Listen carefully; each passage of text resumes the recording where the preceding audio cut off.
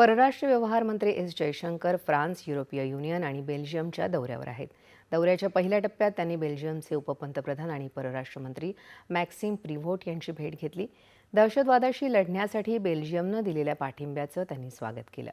उभय देशातील द्विपक्षीय संबंध आणि भारत युरोपीय महासंघ यांच्यातल्या बळकट सहकार्याबद्दल दोन्ही नेत्यांनी प्रशंसा केली. व्यापार, गुंतवणूक, तंत्रज्ञान, संरक्षण आणि सुरक्षा, औषध निर्माण, स्वच्छ ऊर्जा आणि परिवहन यासह सहकार्य अधिक दृढ करण्यावर यावेळी विस्तृत चर्चा झाल्याचं जयशंकर यांनी सांगितलं. बेल्जियम आणि लक्झेंबर्गमधील भारतीय समुदायाच्या सदस्यांशी देखील जयशंकर यांनी संवाद साधला. यावेळी त्यांनी भारत-बेल्जियम संबंधांच्या स्थिर प्रगतीवर आणि युरोपियन युनियनशी असलेल्या संबंधांबद्दल चर्चा केली. तसंच जयशंकर यांनी दहशतवादाचा मुकाबला करण्यासाठी आणि भारताची प्रगती आणि समृद्धी सुनिश्चित करण्यासाठीच्या प्रयत्नांची माहिती दिली. पाकिस्तानशी जवळचे संबंध आहेत म्हणून चीन दहशतवादासंदर्भात दुटप्पी भूमिका किंवा संदिग्धता ठेवू शकत नाही.